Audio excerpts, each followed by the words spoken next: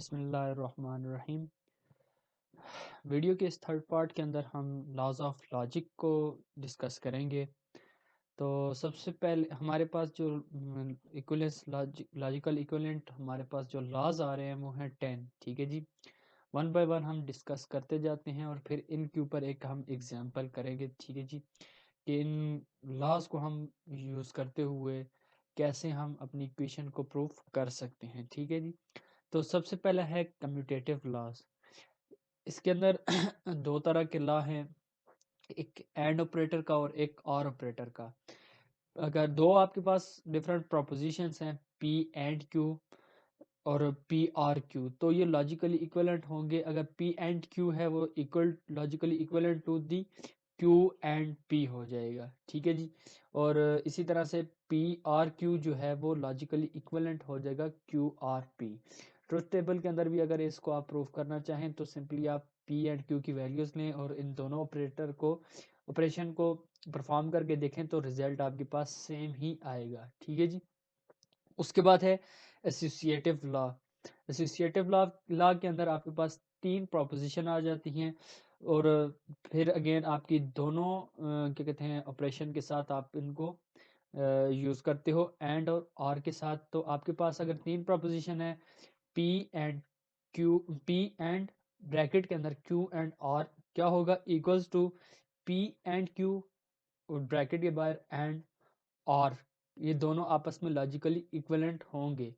अच्छा जी, उसके बाद है पी और क्यू और R is equal to P और क्यू और आर। ठीक है जी, उसके बाद है डिस्ट्रीब्यूटिव लॉ। डिस्ट्रीब्यूटिव लॉ के अंदर भी आपके पास तीन प्रोपोजिशंस हैं, तो ये हो जाएगा पी एंड क्यू और R is logically equal to the P and Q और पी एंड आर। ठीक है जी अच्छा, इसी तरह अब P are Q and R is equal to P are Q and P or R. तो ये आपका हो गया डिस्ट्रीब्यूटिव लॉ। उसके बाद है आइडेंटिटी लॉ।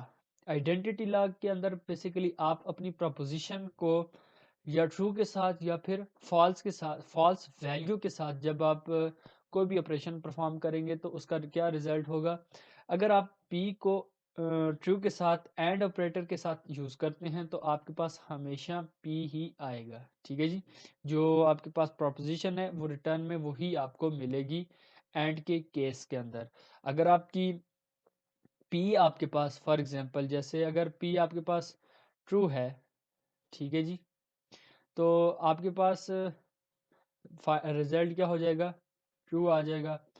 अगर आपके पास क्या कहते हैं फॉल्स है तो अब जाहिर सी बात है आपके पास क्या बन जाएगा, रिजल्ट फॉल्स आ जाएगा। ठीक है जी, तो ये इसी तरह से आपके पास अगर पी को और क्या कहते हैं प्रोपोजिशन को आप अगर ऑपरेशन परफॉर्म करते हैं आर के साथ तो और उसे फॉल्स के साथ कोई भी ऑपरेशन परफॉर्म करते हैं, लेट्स सपोज पी और फॉल्स, तो ये क्या बनेगा, रिजल्ट आपका हमेशा पी ही बनेगा। ठीक है जी, क्योंकि जब आप पी को लेट्स सपोज पी आपका ट्रू है और उसको क्या कहते हैं with respect to false multiply sorry आप उसके साथ ऑपरेशन आर का परफॉर्म करते हैं तो आपको ट्रू ही मिलेगा। अगर पी आपका फॉल्स है तो पी और एफ सॉरी एफ और F is equal to F ही बनेगा। तो ये आपका क्या कहते हैं इस तरह से आइडेंटिटी लॉ है कि एंड के केस के अंदर ट्रू के साथ आप मल्टीप्लाई करेंगे तो आपको प्रपोजिशन ही मिलेगी। एफ के साथ अगर आप पी को या प्रपोजिशन को क्या कहते हैं और ऑपरेशन परफॉर्म करेंगे तो आपको पी ही मिलेगा। उसके बाद है निगेशन लॉ। निगेशन लॉ से मुराद पी को आप अपने निगेशन के साथ या प्रपोजिशन को निगेशन उसी की निगेशन के प्रपोजिशन की निगेशन के साथ और के साथ ऑपरेशन परफॉर्म करते हैं तो आपका ट्रू आएगा। पी को अगर एंड मींस अब ऑपरेशन अगर आप एंड का अप्लाई करते हैं तो आपका रिटर्न जो आएगा वो हमेशा फॉल्स ही आएगा। अच्छा जी, उसके बाद है डबल निगेशन लॉ। जैसे हमने ऊपर भी प्रूव किया था लास्ट वीडियोस के अंदर, जो इससे प्रीवियस 2 वीडियो हैं उनके अंदर हमने देखा था कि अपने ट्रुथ टेबल के थ्रू हमने इस चीज़ को प्रूव किया था। तो क्या है डबल नेगेशन लॉ के negation P is equal to P, ठीक है जी। आइडेम्पोटेंट लॉ क्या है? बेसिकली P P को P के साथ एंड ऑपरेटर के साथ अगर आप यूज़ करते हैं तो रिजल्ट आपका हमेशा P ही आएगा, या फिर P को P के साथ और का ऑपरेशन ही इम्प्लीमेंट करते हैं तो हमेशा आपको रिटर्न में P ही मिलेगा। कहने का मतलब है P लेट्स सपोज अगर आपका फॉल्स है तो एंड ऑपरेटर F के साथ अगर आप दोबारा उसे यूज़ करेंगे तो आपके पास रिटर्न में फॉल्स ही आएगा।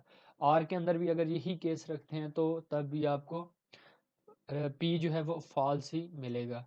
अच्छा जी, नेक्स्ट है आपके पास यूनिवर्सल बाउंड लॉ। इसके अंदर क्या है कि P को अगर आप T के साथ ट्रुथ वैल्यू के साथ अगर आप और ऑपरेटर यूज़ करते हैं तो आपको रिटर्न क्या मिलेगा? T मिलेगा, ट्रू वैल्यू मिलेगी। यूनिवर्सल बाउंड लॉ अपोजिट है आइडेंटिटी लॉ के, ठीक है जी।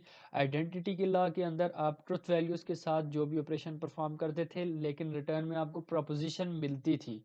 लेकिन यूनिवर्सल बाउंड लॉ के अंदर क्या है कि आप जो भी प्रोपोजिशन जिस ट्रुथ वैल्यू के साथ आप क्या कहते हैं ऑपरेट करेंगे, आपको रिटर्न में वो ट्रुथ वैल्यू ही मिलेगी। जैसे यहाँ पे P को और P ऑपरेशन अप्लाई करते हैं, सॉरी प्रोपोजिशन P के साथ ट्रुथ वैल्यू को आर के साथ ऑपरेट करते हैं तो आपके पास रिटर्न क्या आएगा? टी ही आएगा। इसी तरह से पी एंड एफ करते हैं तो आपको रिटर्न क्या मिलेगा?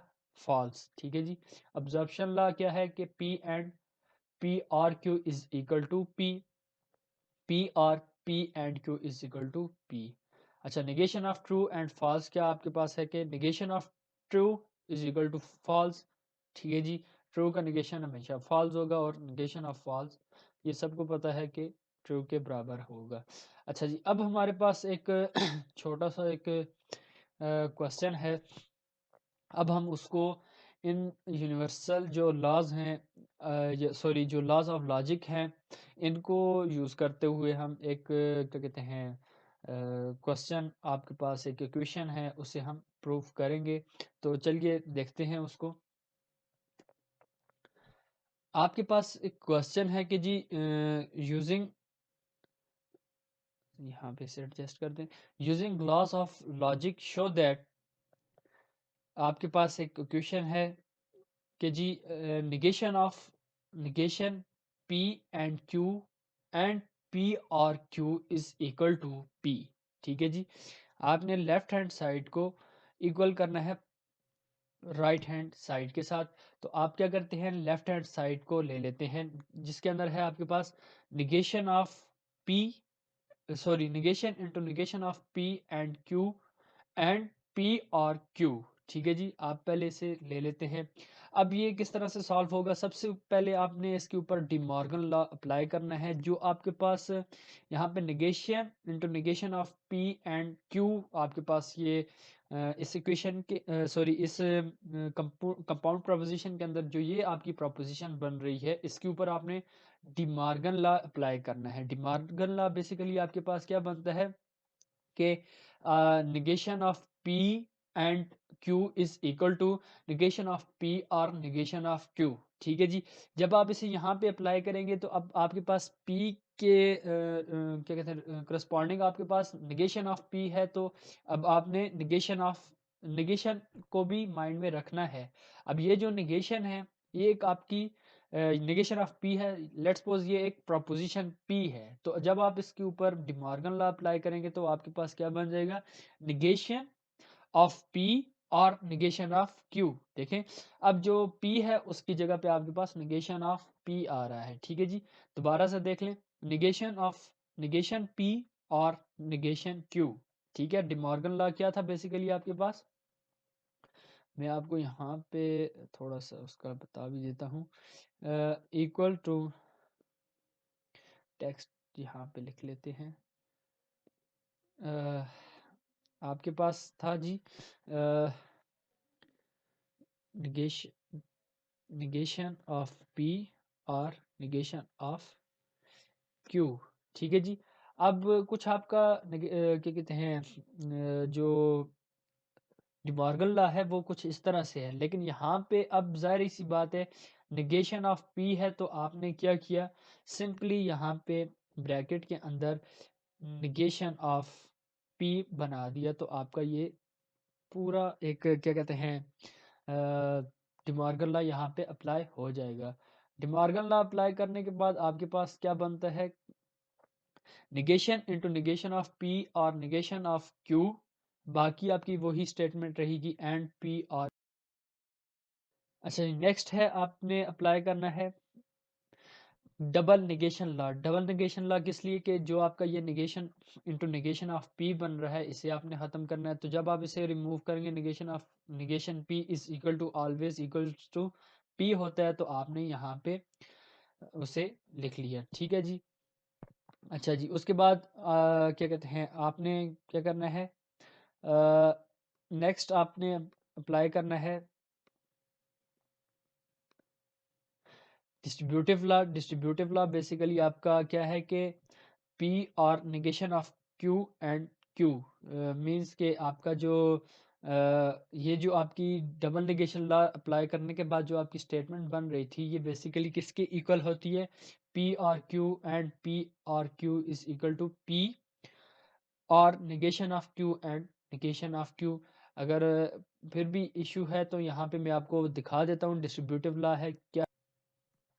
यहाँ पे आप देख सकते हैं डिस्ट्रीब्यूटिव लॉ आपका बेसिकली क्या है, पी और Q and R is equal to, ठीक है जी, पी और क्यू एंड पी और आर, ठीक है जी।